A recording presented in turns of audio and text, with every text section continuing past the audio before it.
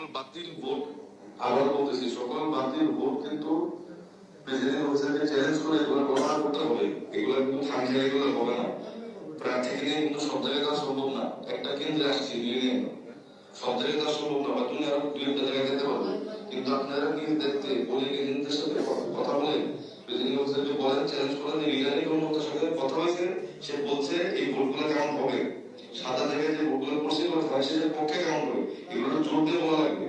জিনিসটা কিন্তু খামখেয়ালি করলে আমার মানে আমাদের সবার লস, আপনারও লস, আমারও লস। আমি আমাকে নিয়ে আসার চেষ্টা করতেছি কয়েকটা কেন্দ্রে, না পারলে প্লিজ আপনারা নিজ দেখতে কাজটা করুন।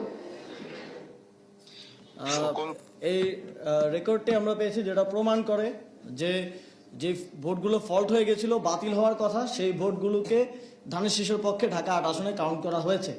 সুতরাং এই ভোটের পরিমাণ কত, সংখ্যা কত এবং এই বাতিল ভোটগুলোকে কাউন্ট করে যখন তারা হেরে যাচ্ছিল, এই দেরি করে বিলম্ব করে বাতিল ভোটগুলোকে কাউন্ট করে প্রিজাইডিং অফিসারদেরকে, এই যে উনি বলছিলেন যে প্রিজাইডিং অফিসারদেরকে কাছে যান আপনারা, গিয়ে তাদেরকে রাজি করে এই বাতিল ভোটগুলো কাউন্ট করেন, কাউন্ট না করলে আপনারও লস আমারও লস।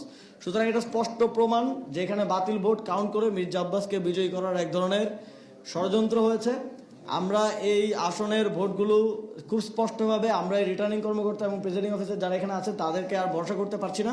আমরা দাবি জানাচ্ছি যে নির্বাচন কমিশন এই ভোটগুলো কাউন্ট করে এই বিষয়ে একটা ফলাফল দেবেন এবং যেই ভোটগুলো ফল্ট ভোট হিসেবে এসেছে সেই ভোটগুলোকে বাতিল করতে হবে।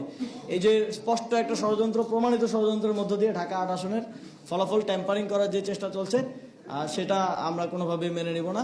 এবং এই বিষয়ে আমরা এবং এই বিষয় সহ আরও সার্বিক বিষয়ে আমরা জোটের পক্ষ থেকে চূড়ান্ত সিদ্ধান্ত নিয়ে আপনাদেরকে অফিসিয়ালি জানাবো।